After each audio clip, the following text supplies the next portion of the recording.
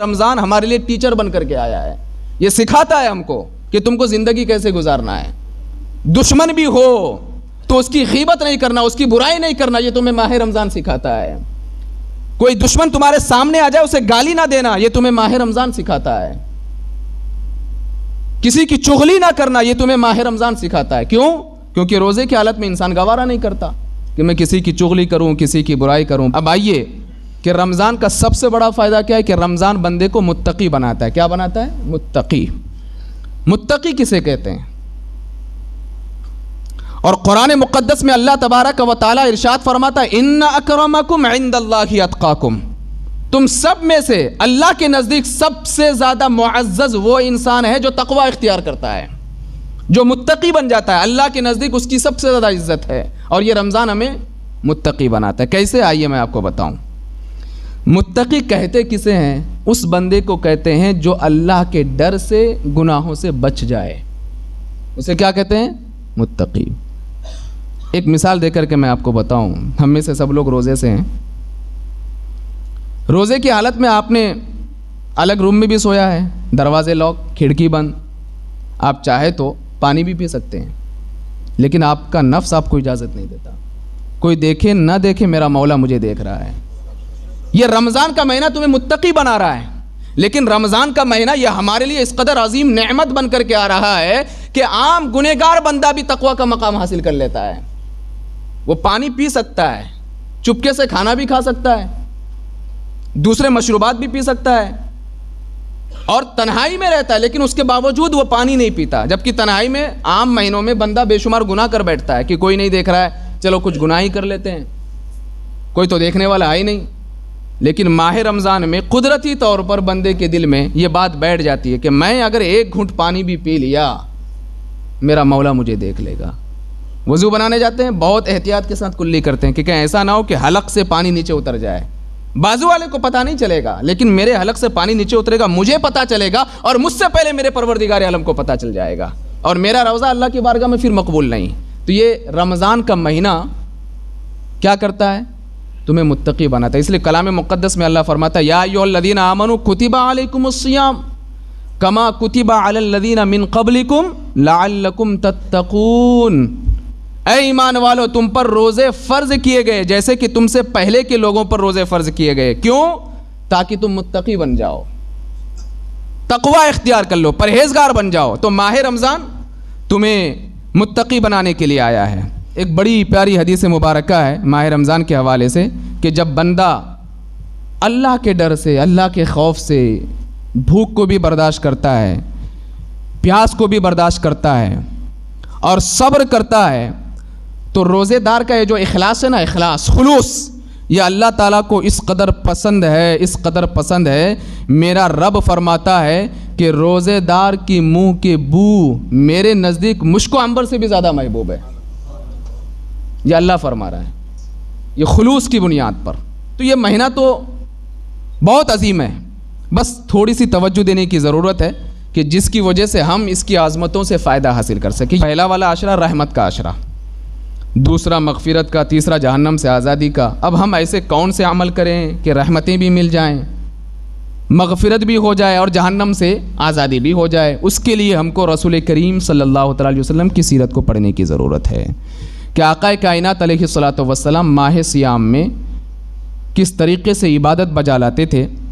ام المؤمنین حضرت عائشہ صدیقہ رضی اللہ تعالی عنہ روایت کرتی ہے کان رسول اللہ صلی اللہ تعالی علیہ وسلم اذا دخل رمضان تغیر لونہ وکثرت صلاته وابتہل فی الدعاء واشفق منہ۔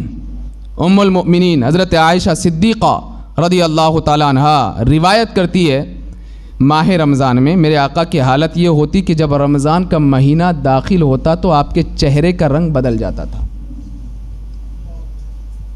کیسے؟ کثرت سے عبادت۔ ویسے اللہ کے رسول صلی اللہ علیہ وسلم پورے 12 مہینے عبادت کرتے تھے، لیکن ماہ رمضان میں عبادت میں اور زیادہ اضافہ فرما لیتے تھے۔ آقا کائنات علیہ الصلوۃ والسلام نمازوں میں اضافہ ہو جاتا، اور خوب رو رو کر کے گڑ گڑا کر کے ماہ رمضان میں رسول کریم صلی اللہ تعالی علیہ وسلم دعائیں مانگا کرتے تھے.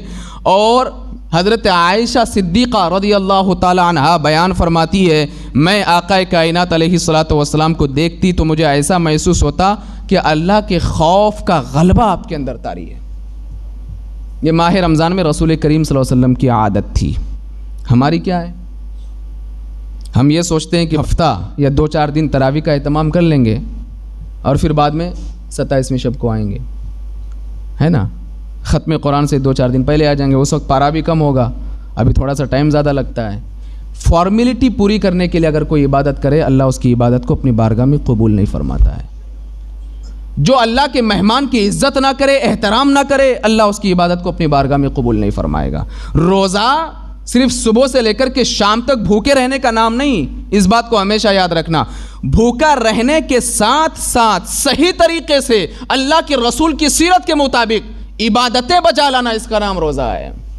آپ نے اگر یہ سوچ لیا کہ میں بھوکا ہوں اور صبح سے شام تک تو میں بھوکا ہوں اور افطاری کے ٹائم میں افطاری کر لوں گا مجھے ساری برکتیں مل جائے گی، تو نہیں.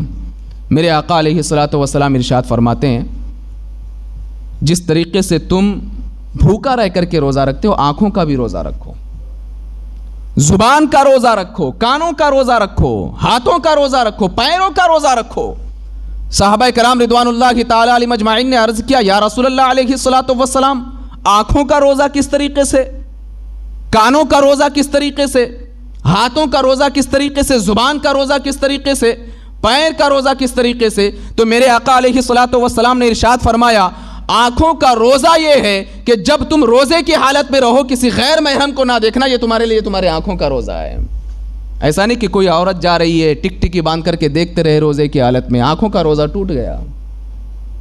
ویسے تو بہت سارے لوگ عام دنوں میں کبھی کبھی ایسے موقع بھی آتے ہیں ہمارے اور آپ کے ساتھ کہ ہم کبھی کبھی پورا دن بھی بھوکا رہتے ہیں، یا 5 بجے کبھی کبھی کھانا نصیب ہوتا ہے، تو پتہ یہ چلا کہ صرف بھوکا رہنے کا نام روزہ نہیں.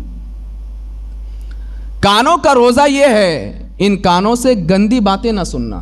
آج ہمارے بہت سارے نوجوان بھائی ہیں یا لوگ ہیں وہ یہ سوچتے ہیں کہ میں تو روزے سے ہوں، چلو کان میں ایئر فون لگا دیا اور گانا سننا شروع کر دیا. وہ یہ سوچتے ہیں کہ ٹائم پاس ہو جائے گا، آپ کے کانوں کا روزہ ٹوٹ جاتا ہے. کانوں کا روزہ یہ ہے کہ ان کانوں کے ذریعے سے قرآن کریم کی تلاوت سننا، نعت مصطفیٰ سننا، حمد خدا سننا، تب جا کر کے کانوں کا روزہ اللہ کی بارگاہ میں مقبول ہوتا ہے. زبان کا روزہ، جہاں آپ بھوکے رہتے ہیں وہیں اپنی زبان سے کسی کی غیبت نہ کرنا، غلط باتیں نہ بولنا، اس کی جا کر کے لگانا نہیں، گالی گلوچ نہ کرنا، اور بے حیائی اور بری باتیں اپنی زبان پہ لے کر کے نہ آنا. میں آپ کو بتاؤں غیبت کے بارے میں کہ اگر کوئی بندہ روزہ رکھ کر کے غیبت کرتا ہے تو بہت سارے محدثین اور فقہائے کرام کے نزدیک بھوکا رہنے کے باوجود اس کا روزہ ٹوٹ جاتا ہے. اب میں قرآن کریم کی ایک آیت مقدسہ آپ کے سامنے پڑھوں. اللہ تبارک و تعالی ارشاد فرماتا ہے وَلَا يَغْتَبْ بَعْضُكُمْ بَعْضًا، 26ویں پارے کی آیت کریمہ، ایک دوسرے کی غیبت نہ کرو. غیبت کرنے سے کیا ہوگا؟ میرا رب فرماتا ہے أَيُحِبُّ أَحَدُكُمْ أَن يَأْكُلَ لَحْمَ أَخِيهِ مَيْتًا، کیا تم میں سے کوئی یہ پسند کرتا ہے کہ وہ اپنے مردار بھائی کا گوشت کھائے؟ مطلب یہ ہے کہ جس نے غیبت کی اس نے مردار بھائی کا گوشت کھا لیا. اب جس نے گوشت کھایا تو مجھے بتاؤ کہ کیا اس کا روزہ اللہ کی بارگاہ میں مقبول ہے؟ وہ تو روزہ ٹوٹ ہی گیا. ایک حدیث مبارکہ میں آپ کو بتاتا ہوں، میں نے تو آیت کریمہ پڑھی. رسول کریم صلی اللہ علیہ وسلم کے زمانے میں، آقا کائنات علیہ الصلوۃ والسلام کا زمانہ تھا، 2 عورتوں نے روزہ رکھا تھا اور روزے کی شدت کی وجہ سے ان دونوں کو اتنی زیادہ بھوک لگی کہ بھوک ناقابل برداشت ہوگی، تڑپنے لگی وہ دونوں عورتیں. تو صحابہ کرام رضوان اللہ تعالی علیہم اجمعین آقا کائنات علیہ الصلوۃ والسلام کی بارگاہ میں گئے اور عرض کیا یا رسول اللہ علیہ الصلوۃ والسلام وہ 2 عورتیں ہیں بھوک سے کافی تڑپ رہی ہیں، یا رسول اللہ کیا وہ اپنا روزہ توڑ دیں؟ میرے آقا علیہ الصلوۃ والسلام نے فرمایا کہ ان دونوں عورتوں کو میرے پاس لے کر کے آؤ. لایا، بارگاہ مصطفیٰ صلی اللہ علیہ وسلم میں دونوں عورتیں حاضر ہوئی. اللہ کے رسول صلی اللہ تعالی علیہ وسلم نے ایک پیالہ دونوں کے سامنے رکھ دیا اور فرمایا کہ الٹی کرو.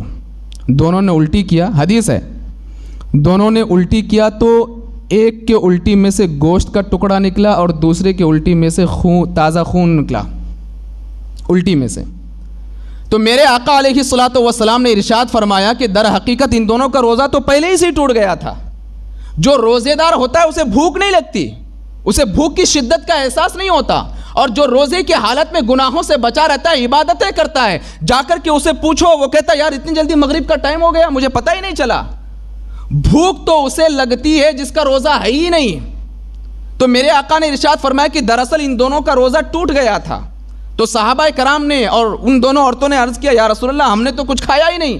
میرے آقا نے ارشاد فرمایا کیا تم دونوں نے غیبت نہیں کی تھی فلاں کی؟ کہا کہ عرض کیا یا رسول اللہ. تو ہاں، میرا رب ارشاد فرماتا ہے جو کسی کی غیبت کرتا ہے وہ اپنے مردار بھائی کا گوشت کھاتا ہے، اور تم نے گوشت کھا لیا تھا، تمہیں پتہ تو نہیں چلا، تم نے حلال روزی سے افطار تو کیا لیکن حرام کھانے سے تم نے اپنے روزوں کو توڑ لیا، جس کی وجہ سے تمہارا روزہ ٹوٹ چکا ہے.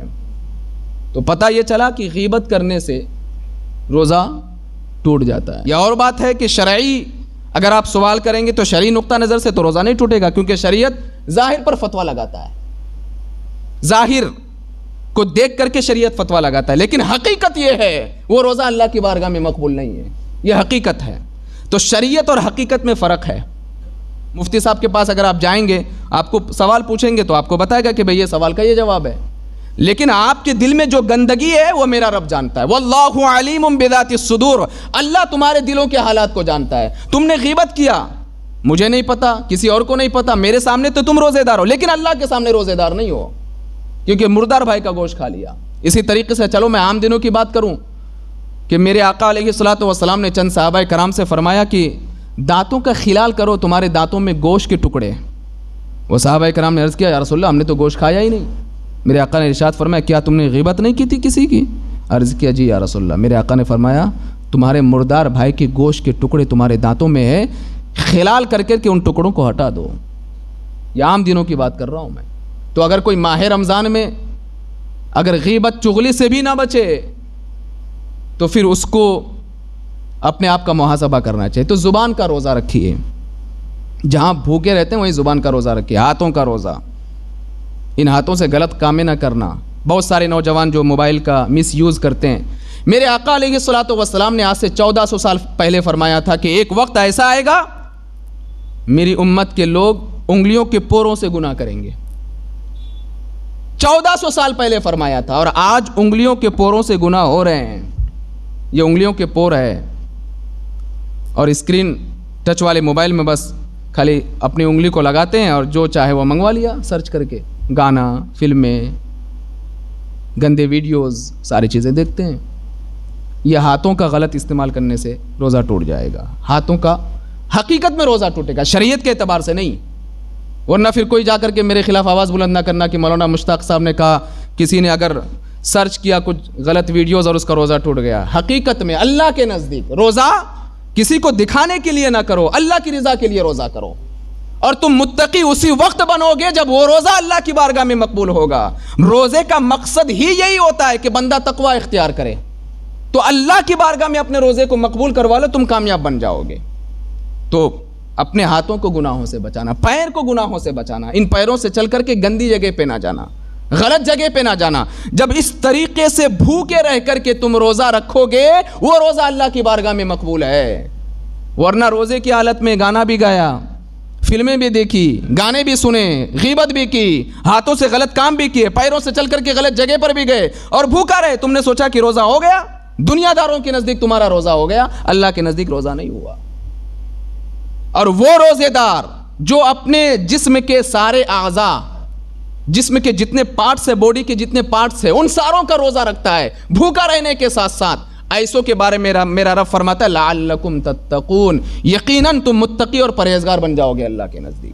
اور ایک مہینے کی برکتیں پورے 11 مہینے ظاہر ہوگی جب تم رمضان میں اپنے جسم کے سارے پارٹس اور سارے اعضاء کا روزہ رکھو گے بھوکا رہنے کے ساتھ ساتھ.